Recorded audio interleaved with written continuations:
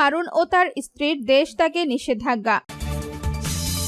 এরপরে দেখবেন সৌদি যাওয়ার সময় বিমানবন্দরে আটক আওয়ামী লীগের 2 নেতা। সবশেষে দেখবেন স্বৈরাচার হাসিনা ভারতের স্বার্থে সব দিয়ে দিয়েছেন, চরমোনাই পীর। এখন বিস্তারিত।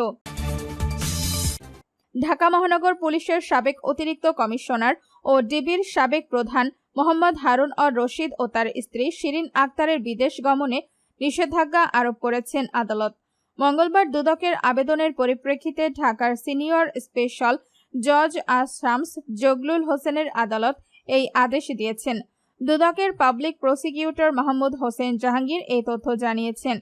এর আগে 18 আগস্ট হারুন ও তার স্ত্রীর নামে থাকা ব্যাংকের হিসাব স্থগিত করে বাংলাদেশ ফাইন্যান্সিয়াল ইন্টেলিজেন্স ইউনিট।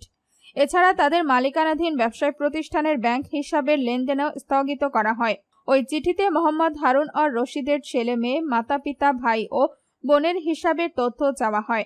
ডিএমপির অতিরিক্ত কমিশনার হিসেবে ঢাকার ডিবির প্রধানের দায়িত্ব পালন করতেন হারুন অর রশিদ। বিভিন্ন সময়ে তিনি আলোচিত হয়েছেন। সর্বশেষ কোটা সংস্কার আন্দোলনের 6 সমন্বয়কে ডিবি হেফাজতে নেওয়ার পর তাকে নিয়ে সমালোচনা হয়।